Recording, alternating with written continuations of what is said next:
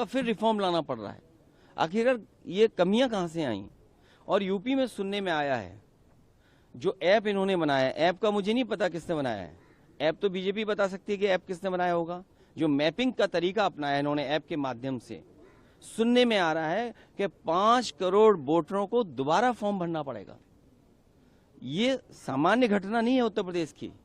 अगर 5 करोड़ लोग दोबारा फॉर्म भरेंगे तो सोचो कितने तकलीफ और परेशानी में लोग होंगे।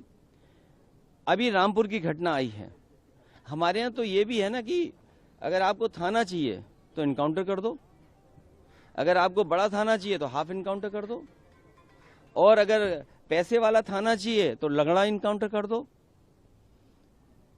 रामपुर में जो मां ने फॉर्म भरे हैं अपने बेटों के जो बाहर थे, ये बात स्वीकार कर रहे हैं कि बाहर थे बेटे, और परिवार के लोग फॉर्म भर सकते हैं। अगर बीएलओ ये गलती कराएगा और बताएगा, बीएलओ को ट्रेनिंग ही नहीं दी, मैं ये दावे के साथ कह सकता हूं किसी भी बीएलओ को कोई ट्रेनिंग नहीं दी गई, बीएलओ को ये नहीं पता है फॉर्म कौन सा देना है। अगर उस परिवार में ये बात कही जाएगी कि आपके बेटे बाहर हैं तो इनको नया वोट वाला फॉर्म भरना पड़ेगा, जबकि 2003 की वोटर सूची में उसका नाम है। डीएम साहब को क्योंकि नंबर बढ़ाना है, रामपुर से हट करके नोएडा डीएम बनना है, इसलिए उन्होंने जानबूझ करके मुख्यमंत्री जी के आने से पहले एफआईआर दर्ज कराई है। मां नूरजहां के ऊपर इसलिए एफआईआर दर्ज की है कि उन्होंने गलत फॉर्म भरा है। 2003 में अगर फॉर्म है तो परिवार का कोई सदस्य फॉर्म भर सकता है। और दावा ये करे सरकार के, लगभग 3 करोड़ से ज्यादा लेबर यूपी के बाहर है। महाराष्ट्र में तो एसआईआर नहीं हो रहा। हमारे यूपी के लोग न जाने कितने महाराष्ट्र में हैं, दिल्ली में एसआईआर नहीं हो रहा, बहुत सारे लोग यूपी के दिल्ली में हैं। तो अभी हाल ही में हमने देखा दिल्ली का एक वोटर, कोई सांसद 2 जगह वोट डाला। कोई सांसद, भारतीय जनता पार्टी के पास ये आजादी है, ये इम्यूनिटी है कि वो कोई सा कानून, कोई सा नियम तोड़ सकते हैं।